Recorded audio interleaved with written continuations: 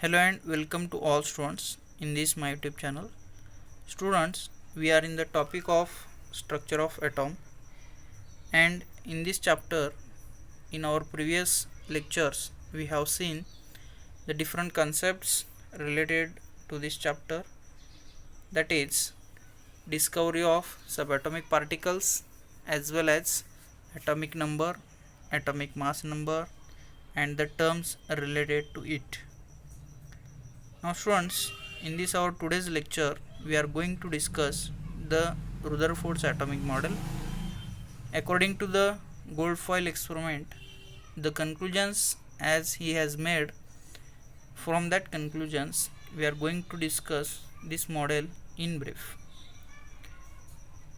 In his conclusion, he has stated that Rutherford proposed that an atom has a positively charged core, which is we are termed as a nucleus, surrounded by the negative electrons. This is the figure of scattering of alpha particles by a dense positively charged gold foil, or we can say thin foil.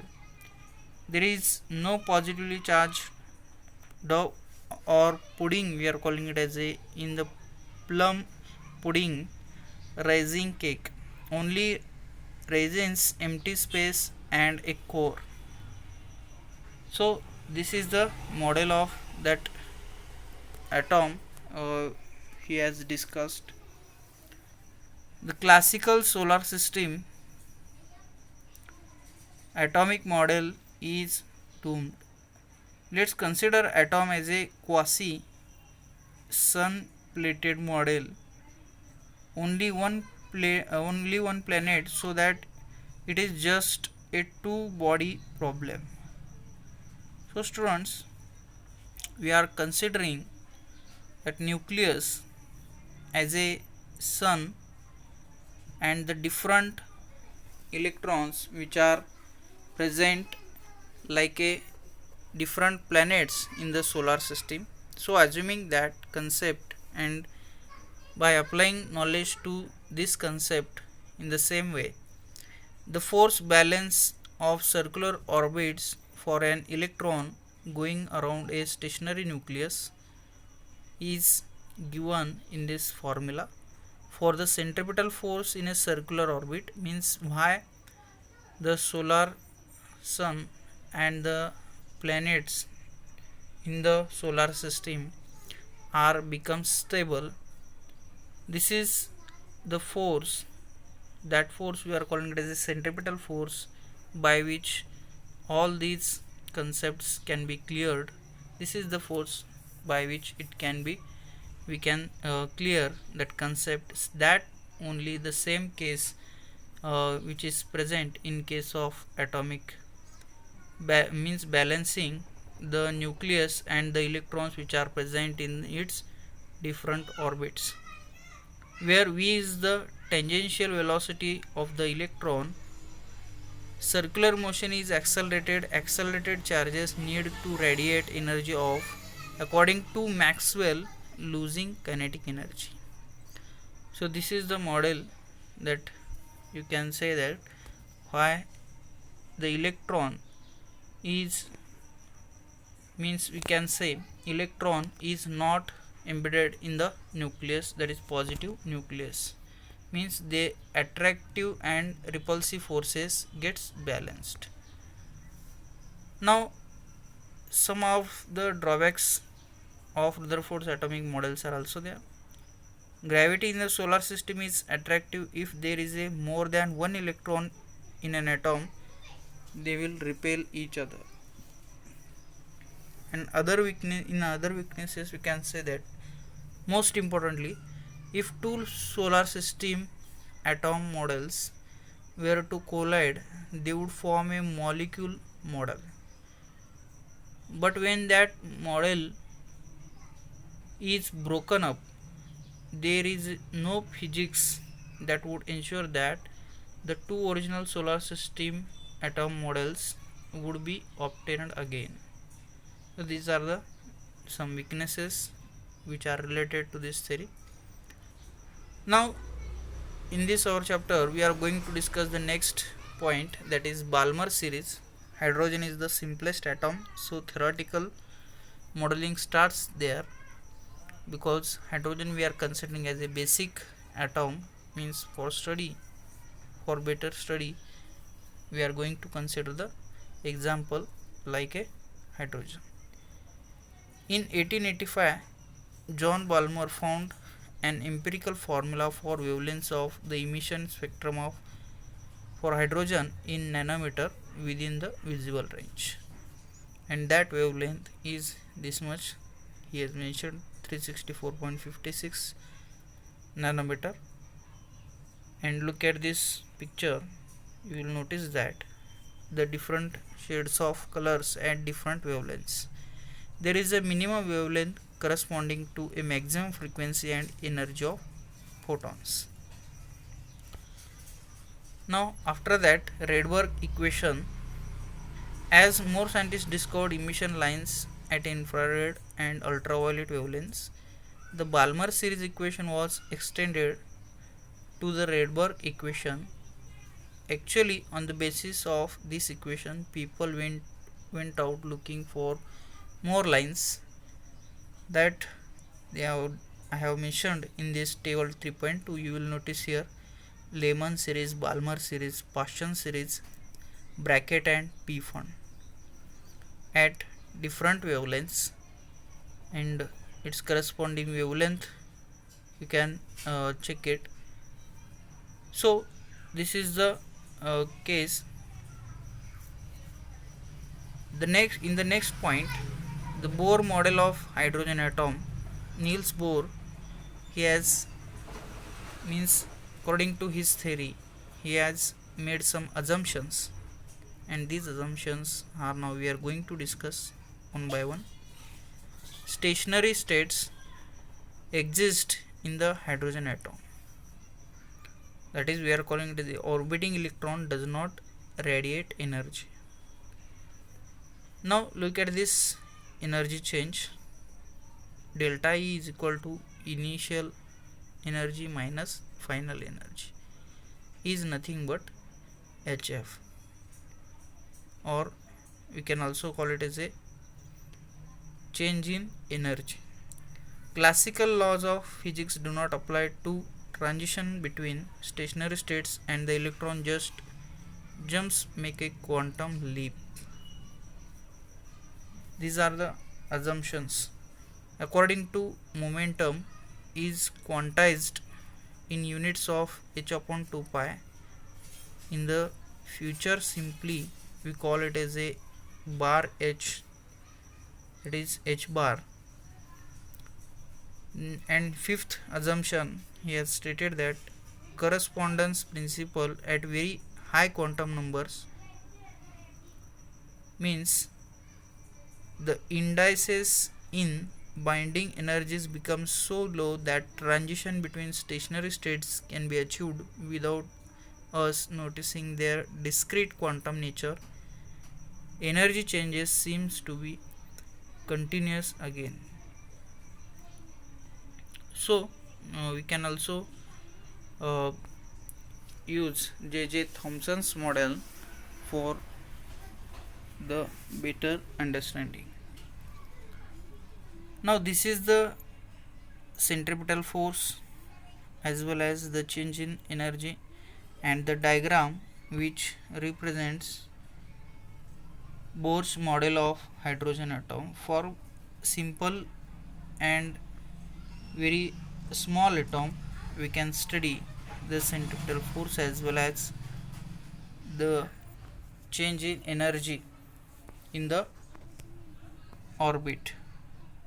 So these are the different terms which are present in it. And after that, if you look at the energy in different shells, for that we have given the number to each shell as a 1 2 3 like this, and h is a Planck's constant, and v is the velocity of it velocity of that electron quantized condition for tangential velocity and radius of orbit. Now look at this term 8 pi minus e square 8 pi e 0 epsilon 0, what we are calling it as a into r, which is nothing but the quantized condition for tangential velocity and radius of orbit, which has to be the same as that of r from the classical force balance, allows us to resolve for quantized energy levels. Now these are the terms angular velocity and etc. Radii of Bohr's orbit in hydrogen. Look at this radii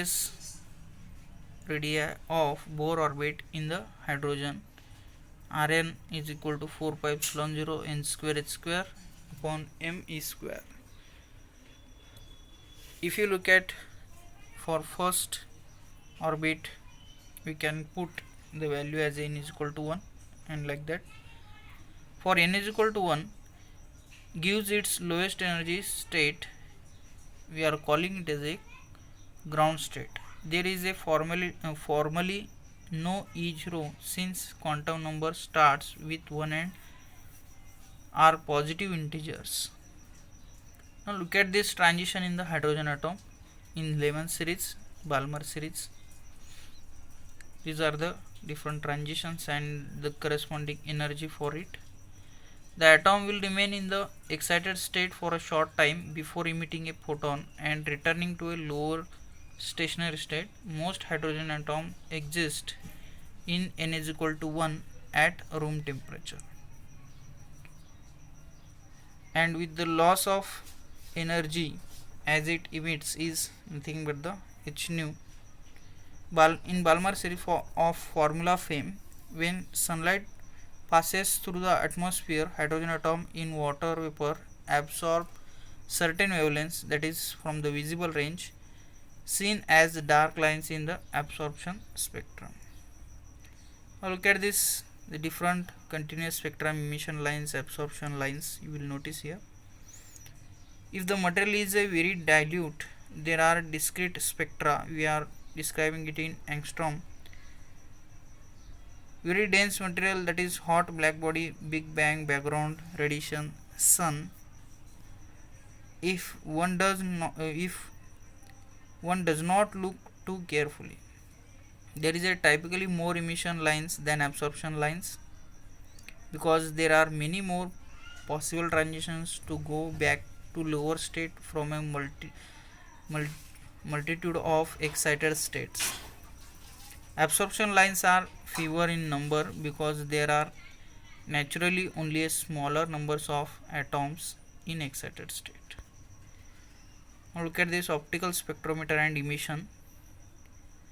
You will notice that if we apply high voltage to the discharge tube to the positive and negative terminal, and we have placed the slit diffraction grating d sin theta is equal to n lambda.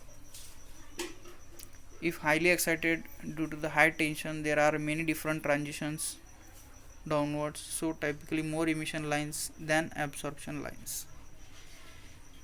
This is the experiment, that is spectroscopy can be done very precisely, in fact so precisely that isotopes of hydrogen were discovered that way deuterium is as early as in 1932, later on tritium.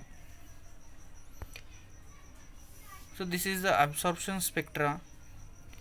Light of a certain wavelength is taken out of the quasi black body spectrum of the sun. The glass prism provides a limited dispersion so that the emission lines from the excited atom in the sun are not readily visible. This is the Kirchhoff's experiment explaining the Fraunhofer D lines. The D lines darken noticeably when sodium vapor is introduced between the slit and the prism. These are the different Rydberg's constant. If we look at the classical electrodynamics and Bohr's atomic model determines some properties of radiation. Bohr's correspondence principle specific for the orbits of hydrogen atom means Bohr has some limitations also, and that limitations are now we are going to discuss. Bohr model was a great step towards a quantum theory of matter, explained the spectral lines of hydrogen comprehensively, but it had some limitations too. Which are the limitations are now we are going to discuss one by one. Works only for single electron atom and ions that have a single electron left. Could neither account for the intensities nor fine structure of the spectral lines for hydrogen when atoms were put into magnetic fields. And again, if you look at it, could not explain the bonding of atoms into molecules, contained unexplained quantum jumps. That's not good physics, but if you look at it, it's just step in the right direction. That is, energy and other physical entities such as angular momentum in bond system need to be quantized. The reason for all this is that the model is built on the basis of particle nature of matter.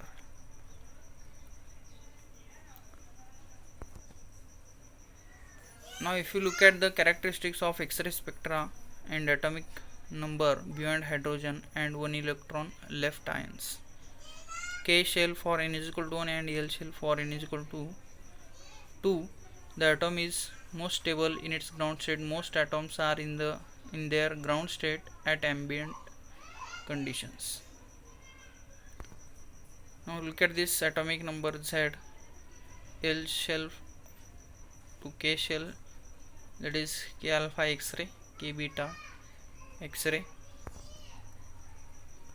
And if you look at the different theories which are based on this concept, and in our next lecture we are going to discuss the electromagnetic wave in detail and the terms related to it. Thank you very much.